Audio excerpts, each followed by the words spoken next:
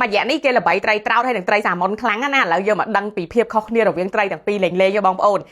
trao hay đằng xà môn nắng chia bậc phết nó không cua xa tầm mùi tì bàn tay xà môn nó không sầm mót trao nó không tật sạp tam bật đấy trai xà môn cứ việc nhọ nó không tật sạp thế và toàn máu vi thua đầm nào tao sầm mót vi tật thông lụt loạn nó sầm mót đào pe vi miên cốn chẳng miên cốn vi tật lập máu trai tật máu lại tật sạp với đào bay pong nhọ cồn tại đào pe côn nó cá côn nó thưa đầm nào tao sầm mót tiệt từ bài nằng bàn tay trai trao với cứ vi nó không tật sạp là hồn vi thưa đầm nào tao sầm mót tì ban dậy pi tụm hôm rụp riêng trai xà môn vi thông chiềng hay bên khăn tròn chiềng chẳng nhắm tới viên ngăn chiên trai trao sơ bên khăn như sạch viên lin chiềng ấy lỡ nhom dậy pi xả thiền châm rồi viên trai chẳng pi vì khó khăn mạch nhom do tranh bị ASC cứ chia cả xuống tẹt tôn từ nâng ca sắc xa từ lửa sạch sầm mọt không ca priệp thiệp ní đái cái priệp thiệp sẵn chậm trai xà môn chấm cho môi nắng trai trao chậm nơi không sạch trai 100 gram xà môn miên ở protein 20.4 gram trao miên protein 19.9 gram protein khó khăn thì tôi ở khó khăn khăn tế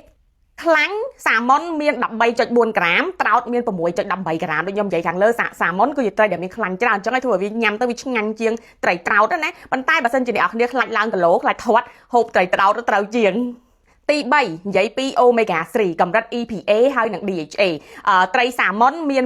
1.96 ត្រីត្រោត 0.71 វាខុសគ្នាដែរសាម៉ុនមានច្រើនជាងហើយត្រីដែលខ្ញុំប្រៀបធៀបនេះគឺត្រីចិញ្ចឹមទេផ្អែកទៅលើការសិក្សាស្រាវជ្រាវជាច្រើនបានបង្ហាញថាត្រីសាម៉ុនចិញ្ចឹមហ្នឹងគឺមានប្រូតេអ៊ីនហើយនិង omega 3ខ្ពស់ជាងត្រីសាម៉ុនដែលរស់នៅក្នុងសមុទ្រគេហៅថា wild salmon ត្រីដែលរស់នៅខ្លួនឯងធម្មតាយើងចិញ្ចឹមគេបំពន់គេអីអញ្ចឹងវាប្រកាសជាមានប្រូតេអ៊ីននិង omega 3ខ្ពស់ជាងដែលត្រីដែលវារកចំណីតាមដែលវាចាប់បានហើយ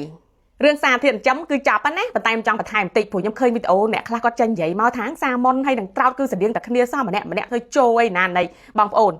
ត្រោតនិងសាម៉ុនដូចគ្នាមែនប៉ុន្តែអ្វីដែលគេមិនពេញចិត្តខ្ញុំក៏គិតអញ្ចឹងដូចគ្នាដែរគឺយើងលក់ត្រោតហើយយើងទៅប្រាប់គេថាសាម៉ុនបើយើងលក់ត្រោតយើងថាត្រោតទៅបើយើងលក់សាម៉ុនយើងថាសាម៉ុនទៅអត់មានអ្នកខឹងទេត្រីតែពីរហ្នឹងខ្ញុំប្រៀបធៀបសារធាតុចិញ្ចឹមអញ្ចឹងវាអត់មានអីខុសគ្នាប្រហែលទេប៉ុន្តែអ្វីដែលគេមិនពេញចិត្តយើងលក់ត្រីត្រោតហើយយើងទៅប្រាប់គេសាម៉ុនហ្នឹងហើយដែលចំណុចមិនពេញចិត្តកុំឲ្យយូរទៅសទៅខ្មៅទៅស